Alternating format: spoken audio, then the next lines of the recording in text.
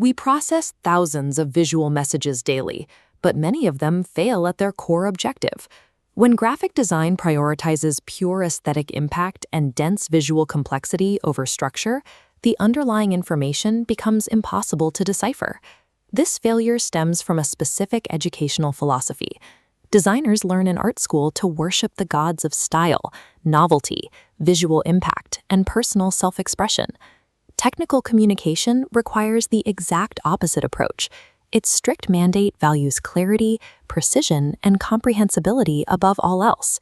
The rise of accessible publishing software compounded this problem, creating what researcher Hank Bull calls the Kinko's mentality, the public perception that anyone with a computer can act as a designer. This mentality reduces a rigorous discipline to the act of merely dressing things up, slapping arbitrary decorations onto pre-existing content. In information systems, graphic design serves a highly specific function. It is a filter that facilitates communication between users and data. It operates as a functional interface. Viewing graphic design as mere decoration compromises the user's ability to process information. Complicated visuals and poorly structured layouts actively impair understanding. A well-designed book, a software screen, or a consumer package acts strictly as this interface layer. This graphic illustrates the ancient Chinese concept of yin and yang, which describes how seemingly opposite forces are interconnected. In information design, theory and practice form one of these necessary dualities, combining to make up a unified whole. One side of this specific design duality is layout. This is the structural mechanism that organizes the physical space and manages empty areas to create functional harmony. The complementary half is typography. This provides the raw linguistic data, using careful typeface selection and sizing to ensure the legible delivery of the text. Layout and typography interact to form a dynamic system. When carefully integrated, the whole cognitively engages the reader far more effectively than its separate parts. Most people read instructional materials selectively. They browse, skim, and hunt for specific details, rather than reading straight through from start to finish.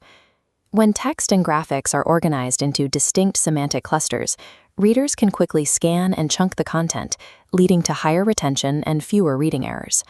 Achieving these clear semantic clusters requires a ruthless design approach.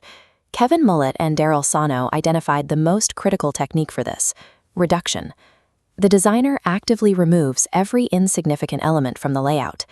Stripping away decorative borders and heavy background colors eliminates visual noise, forcing significant information to stand out.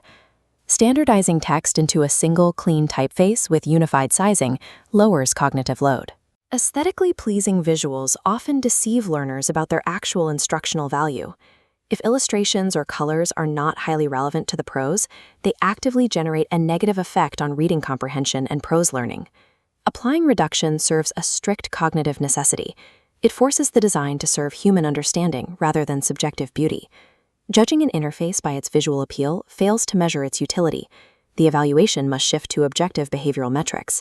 This is achieved by establishing explicit performance objectives for the graphic design. These objectives must be written using verbs that denote strictly observable user behavior: find, identify, read, and recognize. For a transportation timetable, 100% of users must successfully find the exact departure time. For a consumer package, 100% of buyers must be able to read text without difficulty. For a branding launch, 60% of receivers must identify a new logo type within 6 weeks. Without assigning hard, percentage-based behavioral metrics, a design cannot be objectively evaluated.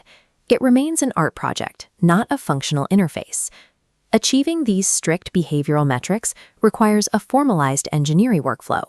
This flowchart maps Pedersen's information design model, outlining the sequence of production and review activities. The sequence begins at the commission stage, establishing core behavioral objectives. Phase P1 is analysis and synopsis, where initial structure and audience needs are mapped. In phases P2 and P3, the designer iteratively drafts text, symbols, and layouts. Phase P4 produces the original design, culminating in the final master. The critical components of this workflow are the 4 review loops hovering above the production steps. Loop R1 acts as the first strict quality control gate, ensuring the initial synopsis aligns perfectly with the Commission's behavioral objectives. Loops R2 and R3 act as cognitive stress tests. The designer applies the principle of reduction to eliminate decorative noise during drafting. Loop R4 provides the final verification simulation against the objectives before the master is approved. This iterative process provides a structured framework for achieving the yin and yang balance of the interface, systematically filtering out subjective artist errors before the final product is born. Applying this rigorous engineering workflow to the unified interface concept requires specific codified rules.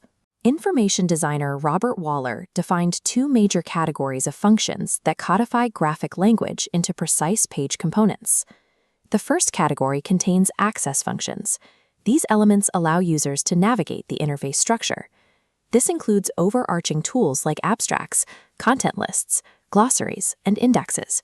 It also defines internal tools like topical headings to locate specific information and captions to describe visuals. The second category contains rhetorical functions. These elements control the flow and emphasis of the actual argument within the text.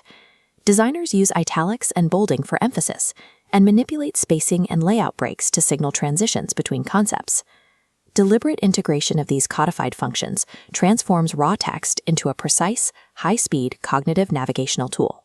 The rational, functional aesthetics that evolved over centuries to manage the physical constraints of print media now form the strict rules governing modern digital interfaces.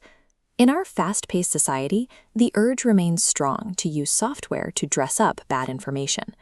True design relies on the ruthless application of reduction, stripping away noise to isolate meaningful clusters.